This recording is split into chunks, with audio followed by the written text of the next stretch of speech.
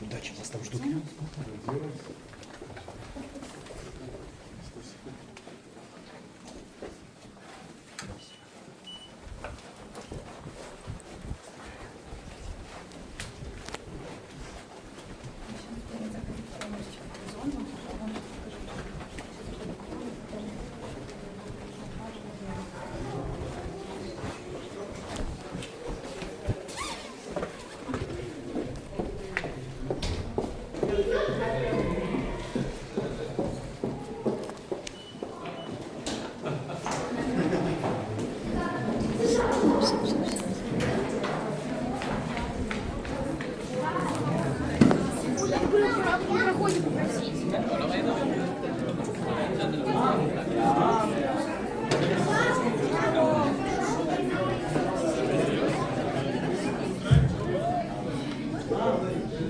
Dear chess fans, we have a huge pleasure to have with us the leader of the FIDE Candidates Tournament 2026, Javokhir Sindarov.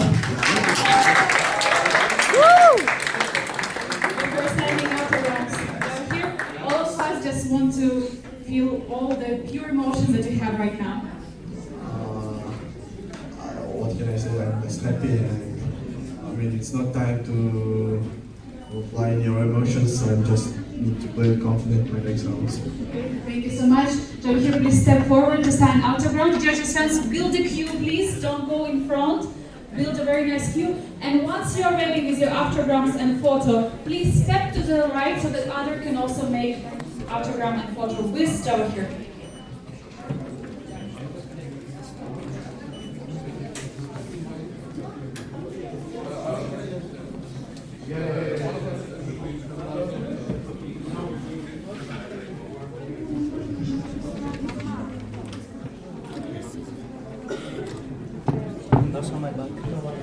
As soon as you finish, please exit to the right. To the left, I mean. So much. Thank you very much. When you sign, you put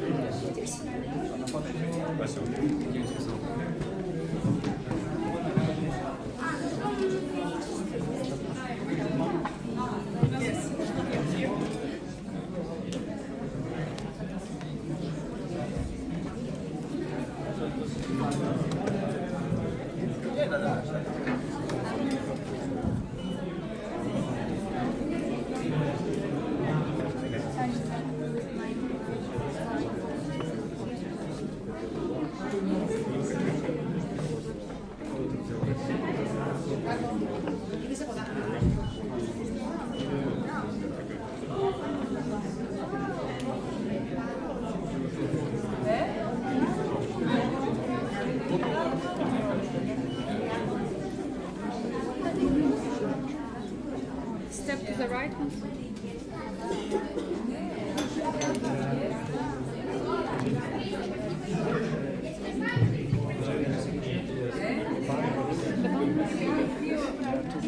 Too far.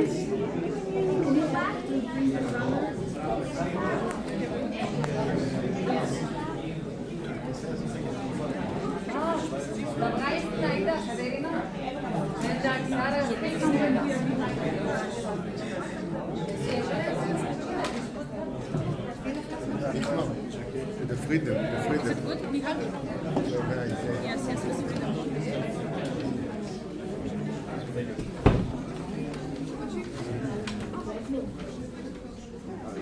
Sorry, can you repeat? I didn't say.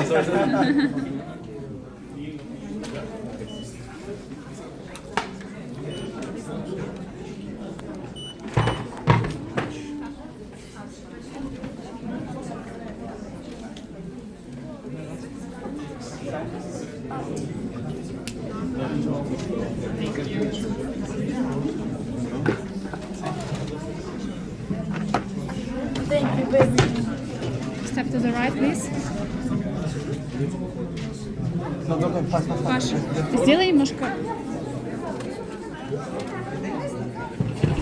немножко больше, да, чтобы люди выходить могли. Ой.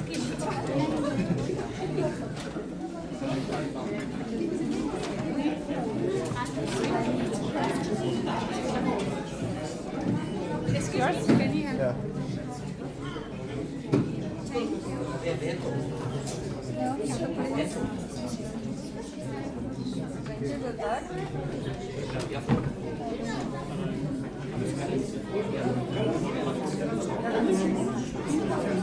Next, please come forward.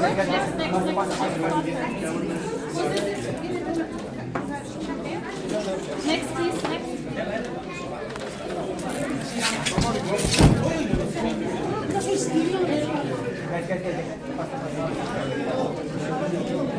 Please, everyone else, come closer. Be ready.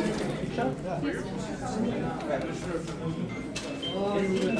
So much. Okay. Next, please. Come next. Next.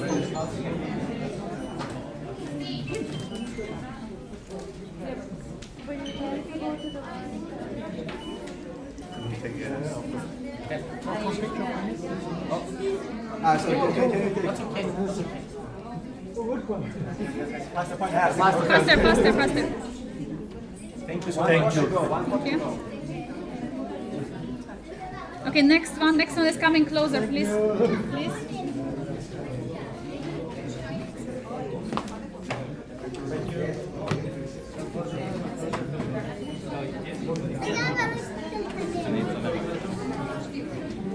Hello. Very nice meeting you. And can we have a photo?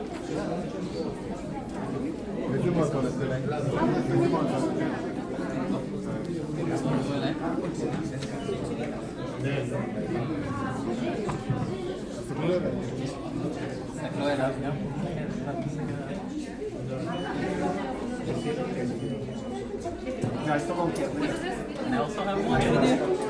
Thank you.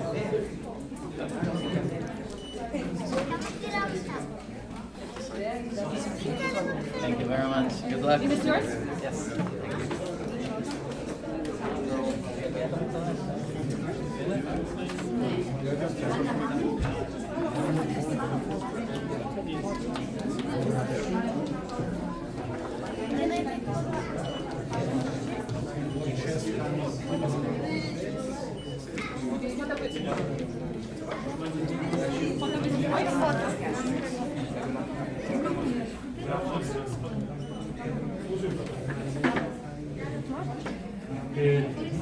Okay.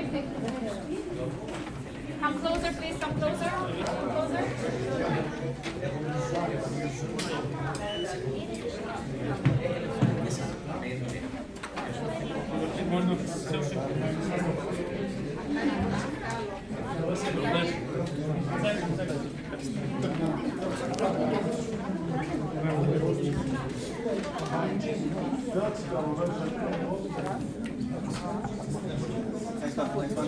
Давай, слушай.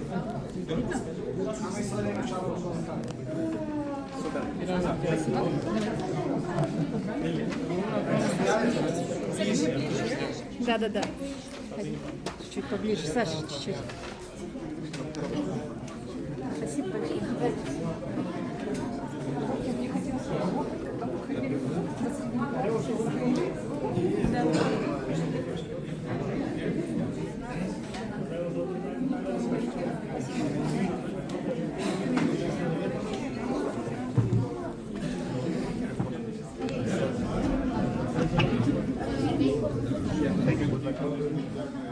Next, please come closer. Come closer.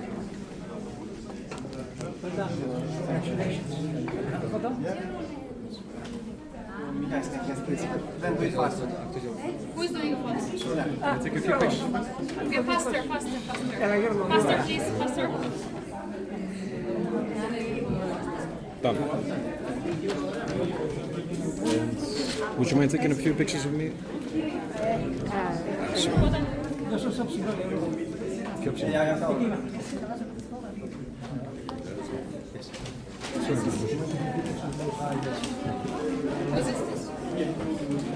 Mine. Yours? Okay.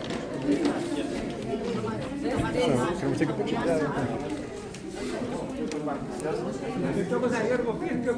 Okay, next for the picture or for autograph.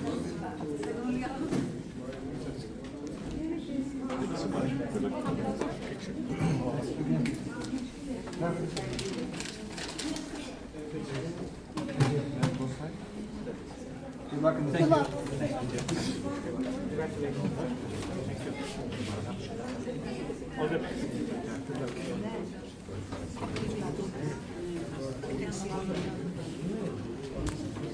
Come closer, please. Next.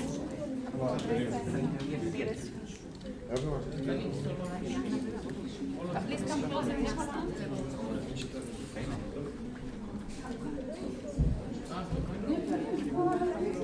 Okay, next, come closer.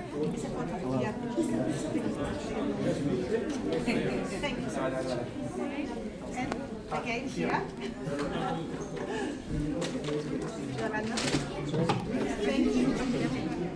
Okay, come closer. Next, go please. Come closer.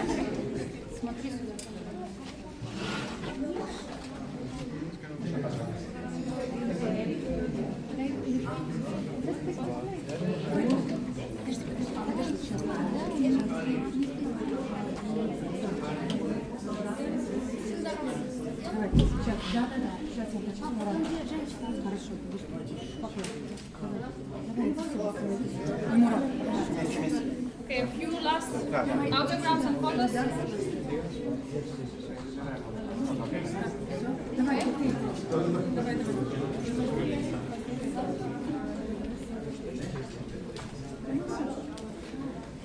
Thank you. Last one. That's last one. One. That's all. One. Last one. Quickly. Very fast.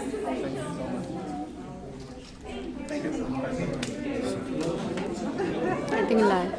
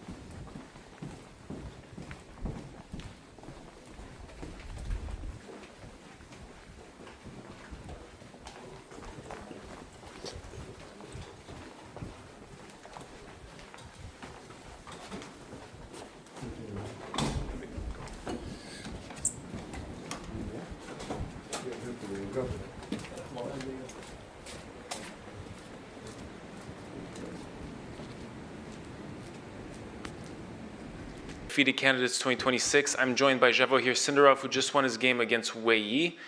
Javokhir, you're on such a hot streak. Tell me about this game and tell me about your immediate impressions. Yeah, what can I say? Yeah, today I was played very solid, and at some moment I think I should be a little bit bad, but then when my bishop comes to d4, I start my position, and also have a big time advantage, and I think I can press a little bit, and if he defend very well, I was thinking draw for today should be very good result, but I think in time trouble he do some small mistakes which I found really very well. Garry Kasparov yesterday tweeted that when you're on a hot streak in these high-level competitions, your opponents can even start doubting themselves against you. have you felt this in the last 6 games on your way to this super hot streak? Actually, no, because I mean it's my first time to playing like this, and I didn't. I mean, okay, Gary, because he played a lot of tournaments like this, but for me, I was playing like. I mean, I have a good streak, like first time in the super tournaments, and what can I say? I'm just very happy. Wei Yi, what is it like playing against someone who is beating the top 10 players in the world on and on? Is this intimidating to face when you're coming up against it?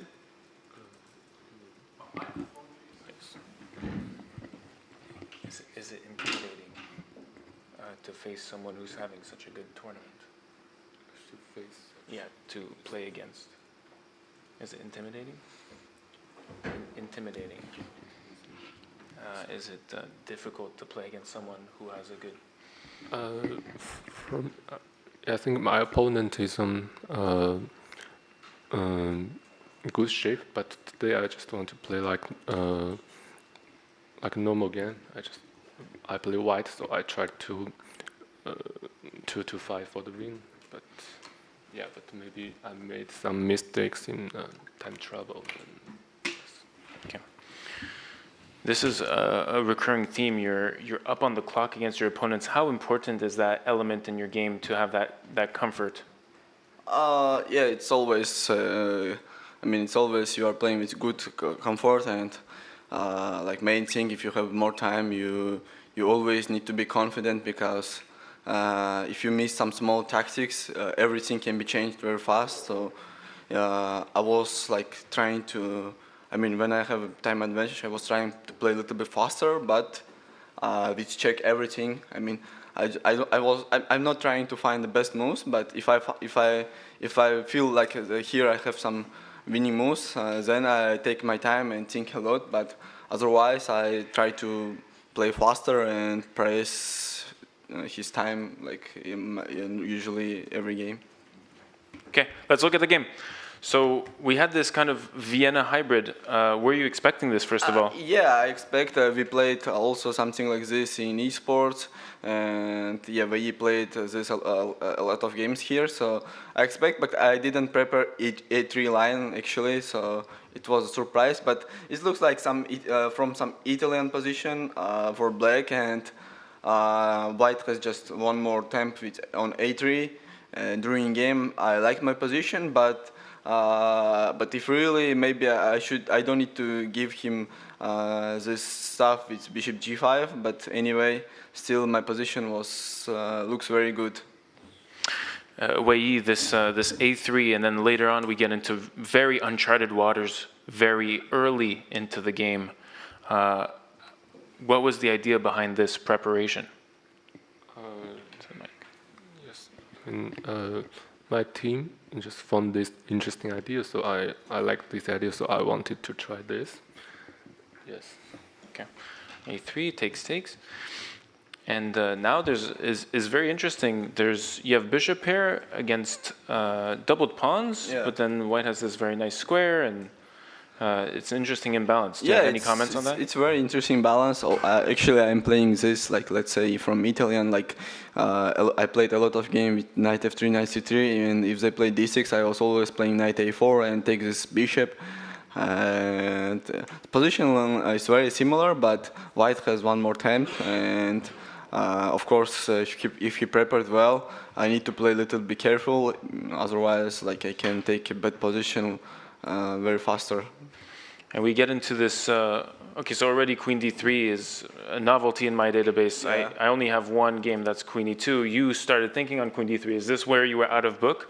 Actually, I'm just playing for myself. Like after a move a3, I was just trying to get. So here you were pretty much out of book. Yeah, I was instead of a3, I analyzed like bishop b3, queen f3, knight g2, but not a3. And a3 is surprised me, and I mean, I understand his choice of opening, because he need to play something for a game without my prep, and actually I like his idea, but probably he need to. I mean, he played a little bit faster, but maybe he played well. At some moment he missed something. Yeah. Wei Yi, did you feel like you had a game from your nice preparation in this position? No, after Queen D3, I was still in book, but I know the position was, I mean, not easy to play for both sides. So, yeah, and I think my opponent played some strong moves. Yes. Yeah.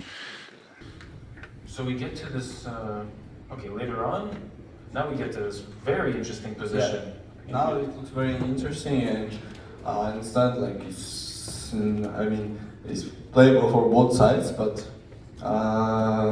Black has some small dynamics, and I was like thinking, if I get some small dynamics, I will enjoy my position, and yeah.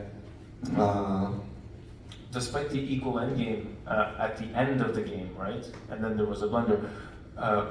When did you feel that you lost control? Because the middle game became a little bit shaky. When did you feel like you lost some control? After b4, I just missed the idea played by my opponent, bishop g4, I think, which was a very strong idea. Sacrifice the f6 pawn, but play for activity of the pieces.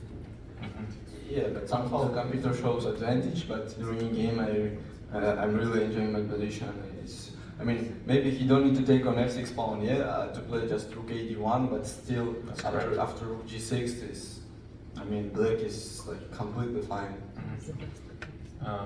Yeah, I was wondering about this. This took 35 minutes. Obviously, it's almost near a critical moment. What was going through your mind during b4?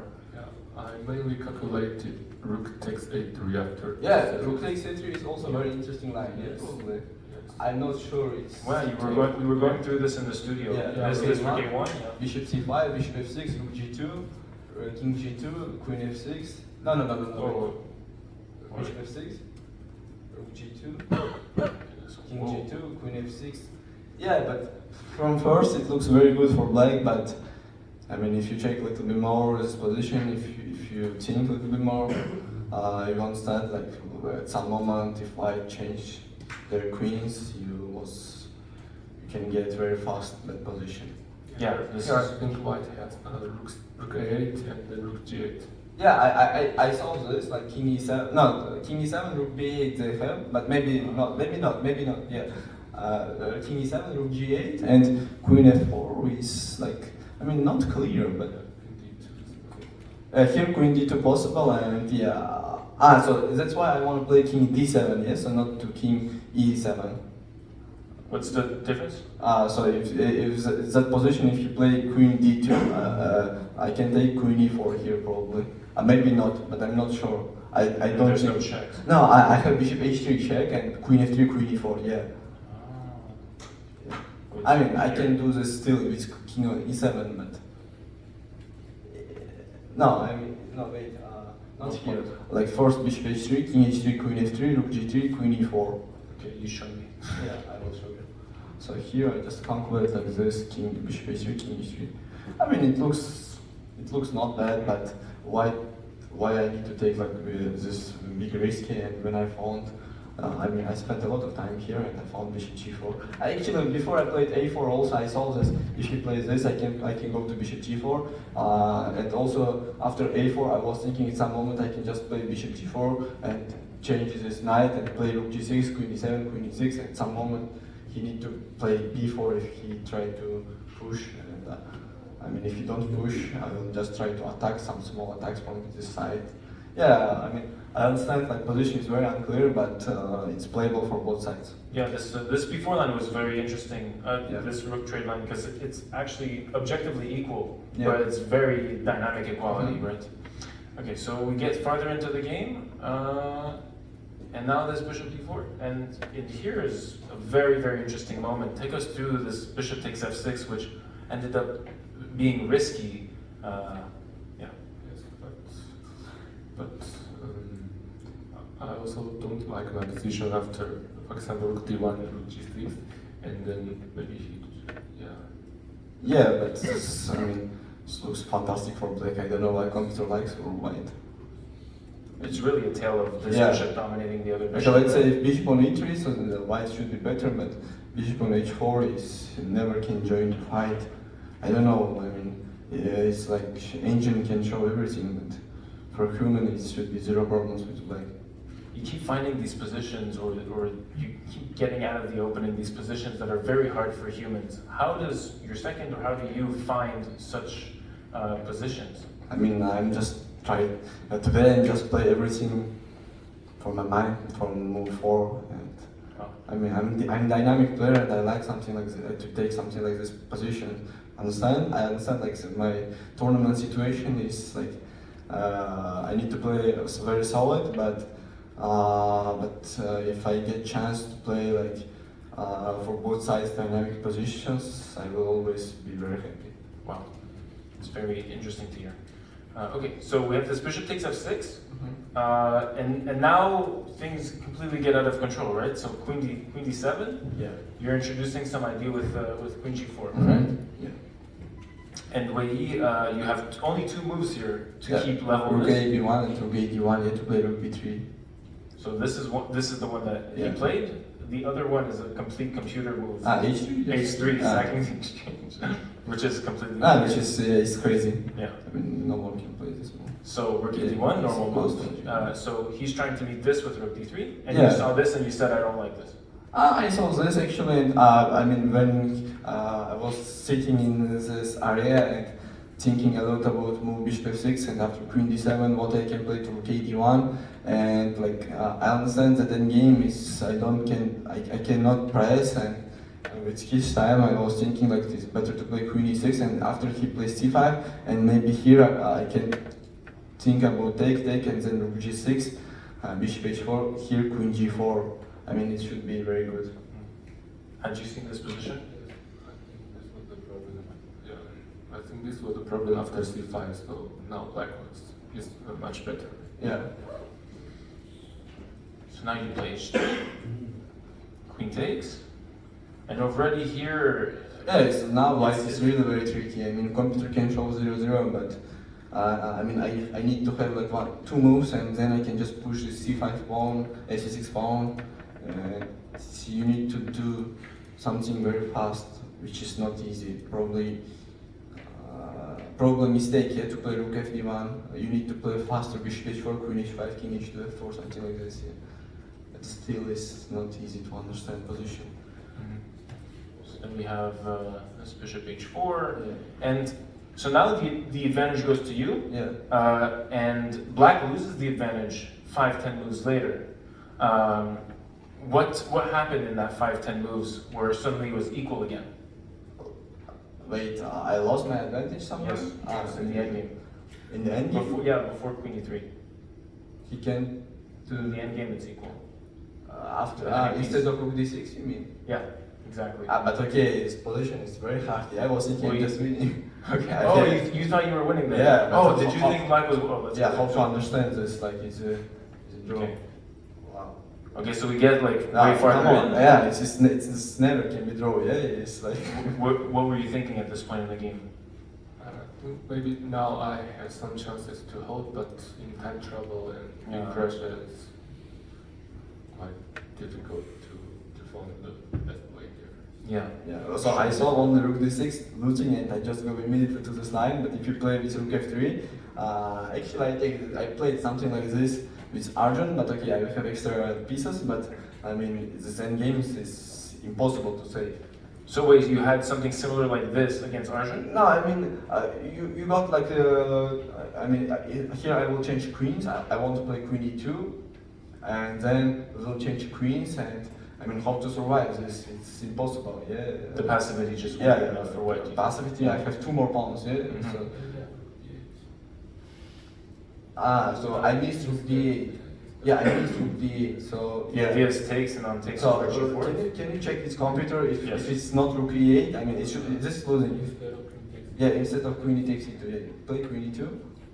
And here, if you, I mean, instead of rook d8, any other moves, you're just losing, yeah? So he has to find takes, allow queen e2, Yeah. and then find rook d8, which is in time pressure is extremely difficult. You see. So that's the real tale of the game. Okay.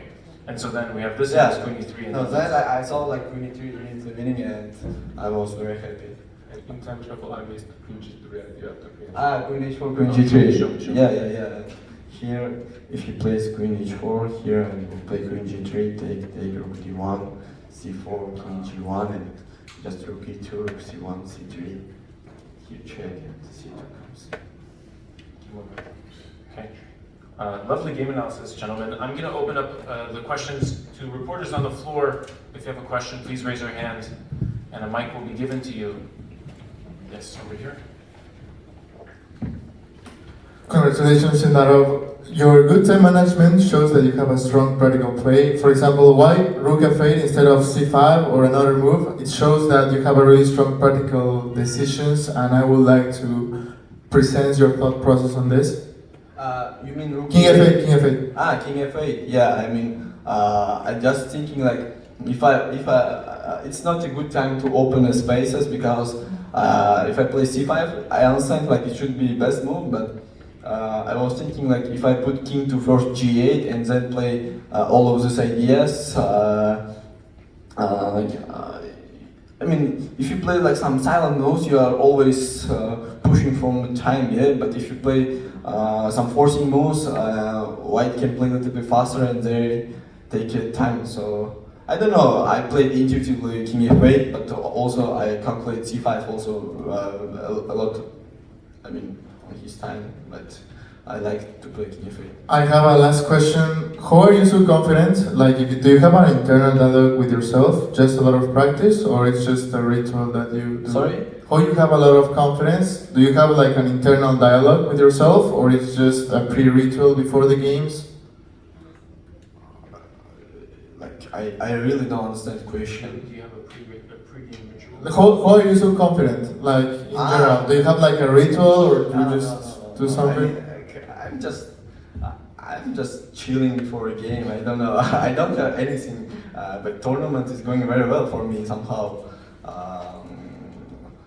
I don't know. Like maybe a tournament my life, but I don't take a big pressure and playing good chess. And if you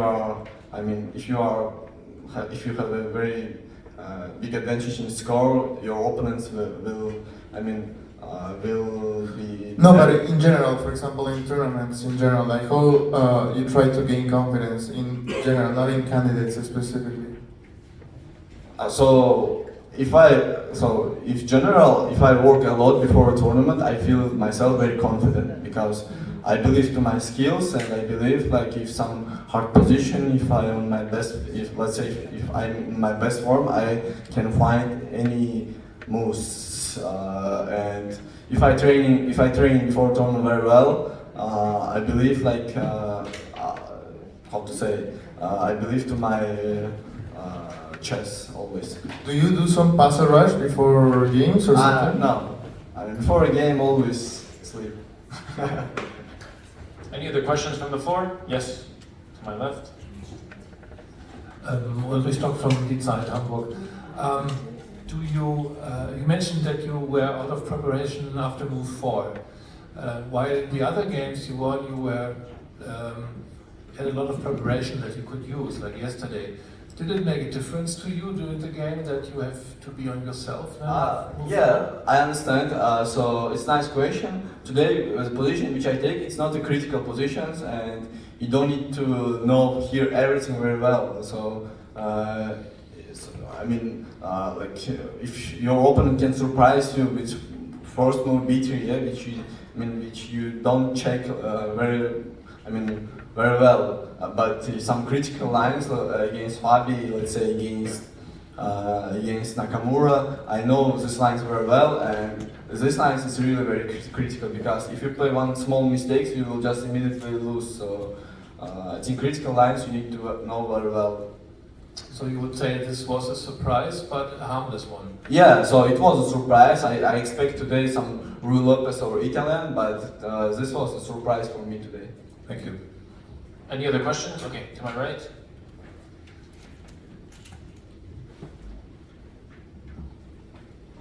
Question for Grandmaster Wei Yi.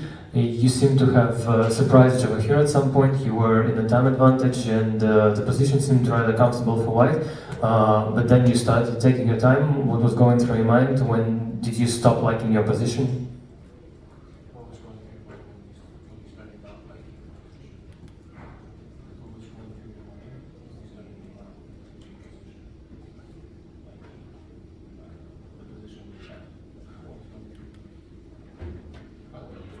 No, I just wanted to try to find the best moves and try to hold in some bad positions. Thank you. Any other questions from the floor? Javokhir from Prime Chess. Sindarov, being this is your first time in the candidates, are you learning anything new and making adjustments as the tournament is going on, or are you just relying on intuition and deep preparation you came here with? I mean, in general, like candidates, I understand it's an important tournament, but it's also, if you take a big stress for this tournament, it's always very hard to play. I'm just, how to say, I'm just playing like usual chess and don't take for myself big pressure. Yeah, probably I'm learning a lot of things, like mostly in openings, but also with this time control I feel very confident, like I can press for my opponent's time, and when they have extra 30 seconds it's always very hard to press to your opponent time, but with this time control I was really learning how to play for your opponent's time. Maybe this, like, but actually still maybe I'm wrong, so I need to learn a lot of things, but here I'm just playing with this time control, which is not easy, and mostly I'm learning this. Congratulations.